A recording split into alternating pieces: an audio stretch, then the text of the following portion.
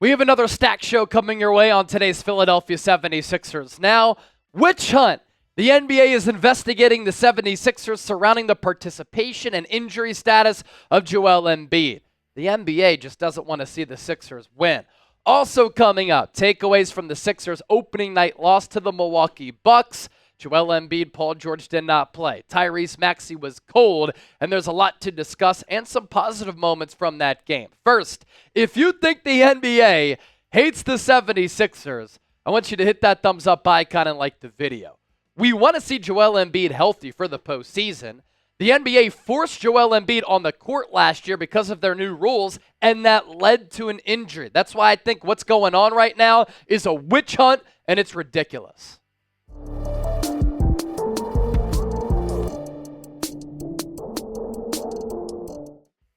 Hey there, I'm Chase Sr. You're watching Philadelphia 76ers Now by Chat Sports.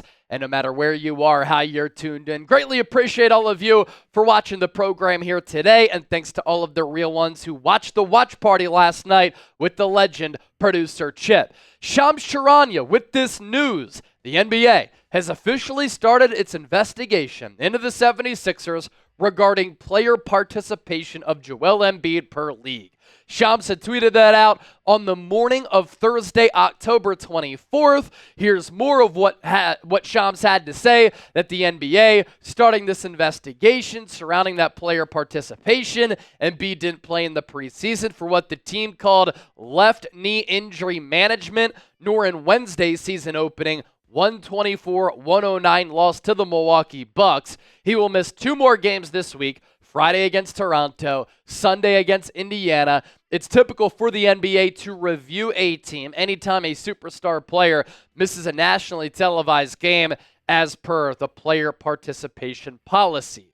You know what? This has me fired up. This has me annoyed. It feels like the NBA always has a problem with the 76ers. Adam Silver stepped in and he pretty much forced Sam Hinkie out. In came Brian Colangelo, who was a disaster, made awful picks, and was running a burner account to talk smack against the Sixers. Last year, Joel Embiid was having an MVP caliber season, but in order for him to be an all-NBA player, he needed to reach that threshold of games, so the NBA forced him on the floor when clearly he wasn't right. What happened? He ended up having to undergo surgery on his knee. And we know the 76ers have a plan to keep Joel Embiid healthy. What has been the story literally almost every single postseason for Embiid and the Sixers? Sixers have high hopes. Embiid gets injured. Sixers have high hopes. Embiid gets injured. Embiid has been banged up. He looks out of shape. He can't deal with the rigors of a postseason schedule and playoff series. And now Philadelphia is trying to come up with the plan for how to keep a superstar player healthy. He underwent surgery. He came back early to play in the playoffs last year. Should he have played in the Olympics? Yeah, probably not. But he did. He represented the country. They won a gold medal. He lost all of this weight. And the Sixers and Embiid don't feel as though he is ready to play. So what can this investigation come up with to dock the 76ers? The NBA is also to blame here. They have enabled and coddled these NBA players. The NBA that we watch right now is not the NBA that I watched growing up, because the NBA has enabled and allowed load management and players not playing on back-to-backs. And they give the players a little bit of a cushion and say, it's okay. But then when you miss a nationally televised game and it impacts our bottom line, that's when we have an issue. I'm so sick and tired of how Adam Silver has run the league and how the league has become soft. And then when Philadelphia is trying to do the right thing to keep their franchise cornerstone healthy, the NBA launches an investigation and it immediately starts the Sixers season off with bad and negative vibes. Here's what Nick Nurse had to say. He did not re-injure himself, but the plan is we don't feel like he's quite ready, strong enough, light enough, whatever it is that they have discerned that he is not quite ready to go. The Sixers don't think that he's ready to play. So why would they put him on the floor? That's why they're sitting him. As for what happens next, the NBA will review the 76ers medical information on Embiid to determine if he's dealing with an injury that could keep him from playing. The worst that happens is that the Sixers get fined. Sixers have already spent a lot of money. Tyrese Maxey, Paul George, Joel Embiid, they're all on max contracts. Josh Harris is a very rich man. I guess if he gets fined, he'll hand over that check. And part of me believes that Daryl Morey sometimes just likes to go out of his way to stick it to the NBA as well. So, Chip, what do you make of this? What annoys me too, on top of what I already mentioned, it's like when Embiid gets injured in the playoffs, everybody's like, haha, of course, he can't stay healthy. He's so fragile. The Sixers are now trying to avoid that now, and now this happens. Yeah, to me, it's just such a backwards way of going about things by the NBA.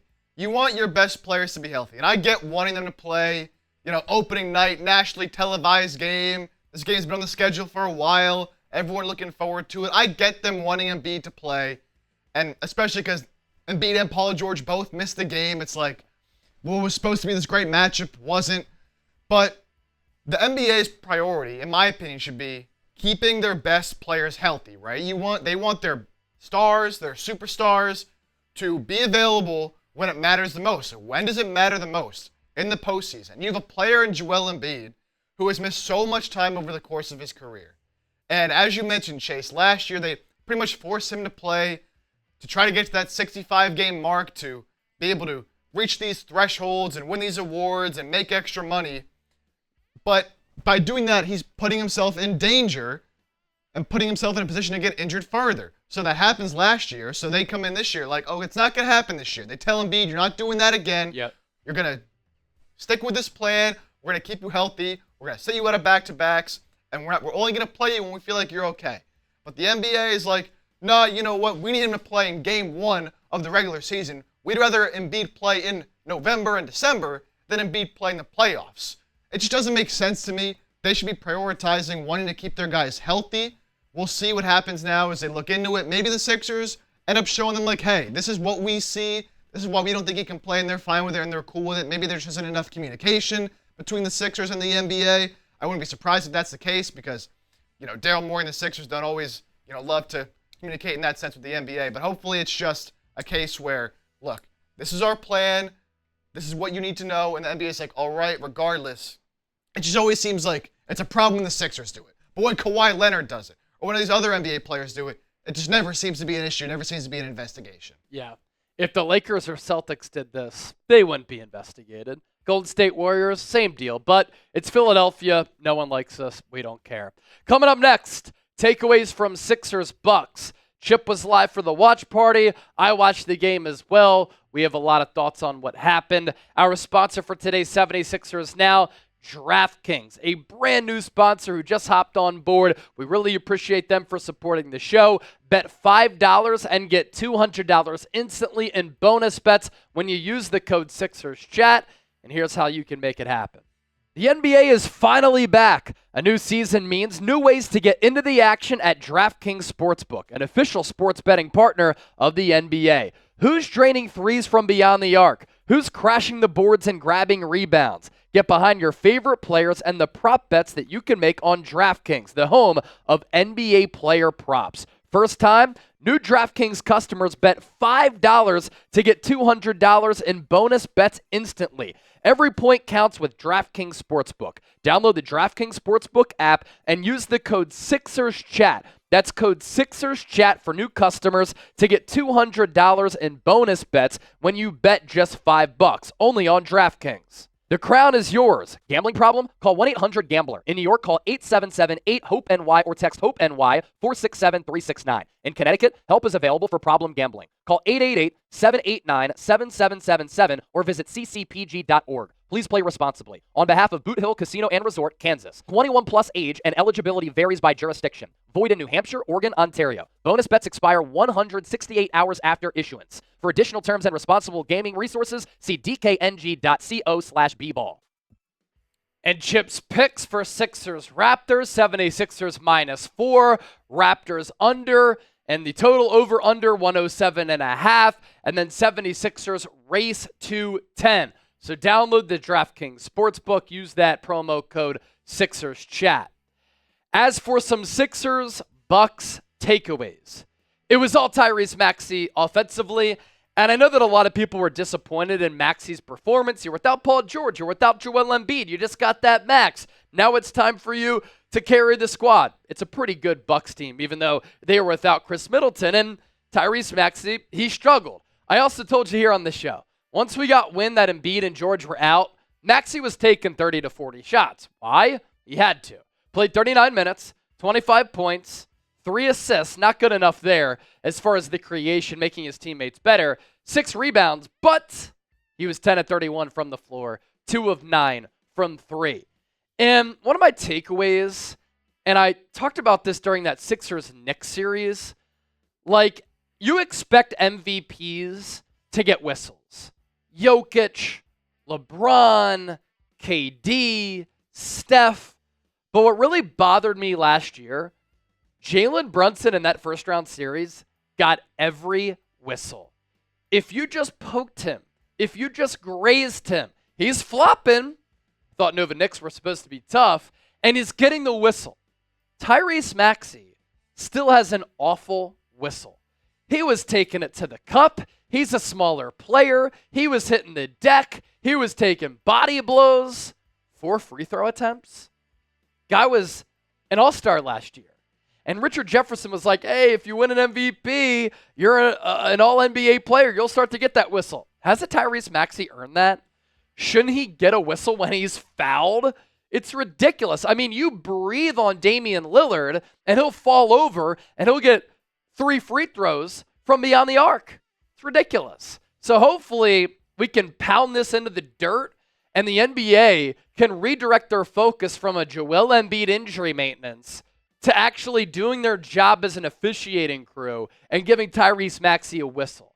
As for Gershon Yabusele, very impressive as the small ball 5. He hit his first 3. I thought he had some really good defensive sequences, including some really good defense on Giannis Antetokounmpo, and offensively, DHO's making some things happen. He was very active. He has a role on this team, and he could play the 4, he could play the 5, and he's clearly going to be in the rotation. I mean, he played 26 minutes, so even when Joel Embiid, Paul George come back, he's going to have a spot on this team, and the Sixers signed him for pretty much nothing for NBA-level standards. 10 points, 4 boards, 3 assists, 3 steals. He was 4 of 8 from the floor. I love the solid defense that I saw on Giannis. I loved how he played hard. He was very active in attacking the glass. And how about when you're watching that game last night and you hear Bobby Portis doing the interview like the Sixers are getting too many offensive rebounds. When was the last time we could say that? Especially coming off that Knicks series last year in the first round where they couldn't sniff out an offensive rebound. Hopefully that can continue. Second chance points, always very important. Kelly Oubre, aggressive in attacking the rim. He has to be better from deep moving forward. He had some open looks where he couldn't connect. But again, once Embiid and George come back, all these other players kind of fall in line.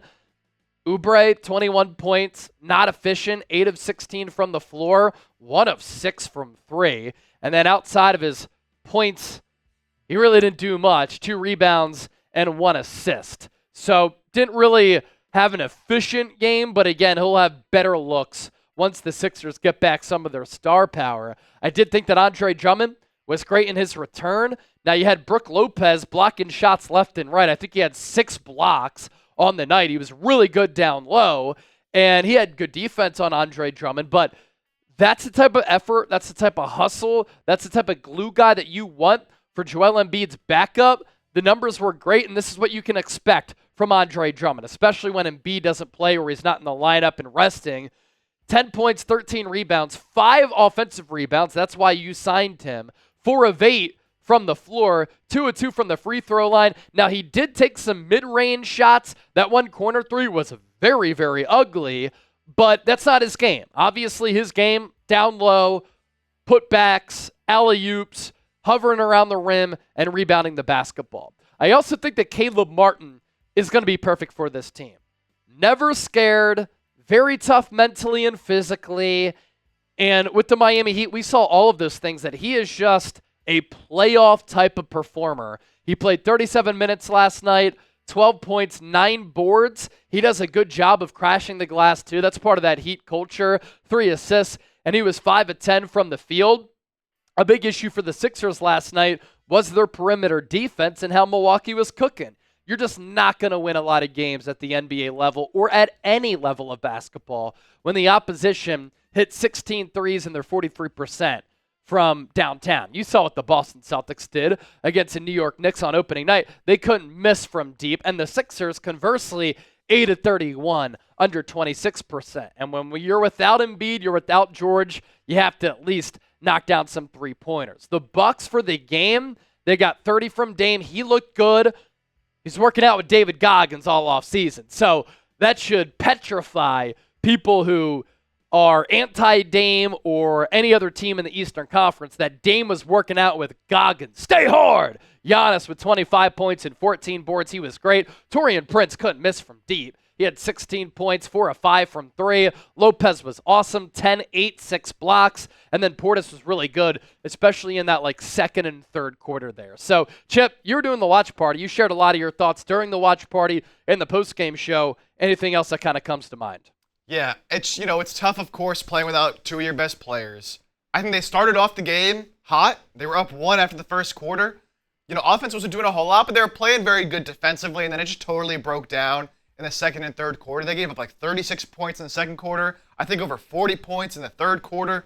It was just way too much of defenders getting blown by at the top of the key on these pick and rolls, over-helping off the corners, and then someone like a Taurean Prince just standing in the corner, getting a wide open 3, and he's knocking it down. We said before the game, no Chris Middleton, Taurean Prince in there, that should be good for the Sixers. Didn't even matter because he was getting open look after open look after open look. Yeah. Of course, Dame caught fire from deep. He was pulling up from several feet behind the three-point line. They were kind of running Caleb Martin, Gershon Yabusele into pick and rolls, and 2 new teammates, guys who haven't really played together. Not the greatest communication on the pick and rolls, and Dame was just coming off the screen. Caleb Martin would try to go over, wouldn't matter. Dame would just pull up 3 feet behind the line. Yeah. So it was just one of those games for him. He's a great player. It's going to have him. Giannis is such a hard player to guard. They were throwing so many different bodies at him. KJ Martin to start the game. That didn't work. Him in the starting lineup. So eventually Caleb Martin took over, played a lot more minutes. He tried his hardest. He was decent. I thought Yabusele was very good against him. But just some other players we didn't really talk about. Eric Gordon was not good in this game. He did have one good defensive play on the fast break against Giannis, poking the ball loose, but wasn't able to hit the outside shot.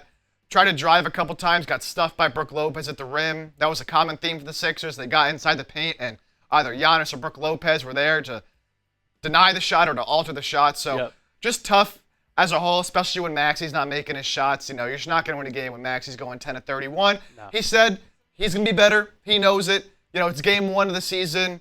A lot of new guys in there. Not having Embiid or Paul George is going to be tough. But look, Maxi did say we have to play better. We're going to have to learn how to win games this season when Embiid's not on the court. It cannot be an excuse anymore that just because you don't have Joel means you're losing games. Again, first game of the season, not going to overreact too much, but just some of the things I saw. Thought Nick Nurse did a good job, managing some of his rotations, getting new guys in there. Also, Jared McCain and Adam Bona both scoring the first points of their NBA career at the end of the game in garbage time, so that was pretty cool as well. It's a good little putback there for Bona on Brook Lopez, and you saw certainly the athleticism in a limited amount of time. But it was good to see the rookies on the floor. All right, your biggest takeaways or takeaway from 76ers Bucks. You can talk ball as much as you want down in the comment section. We won't stop you from doing that. Be sure to hit that subscribe button. And as always, thanks for watching and supporting the show.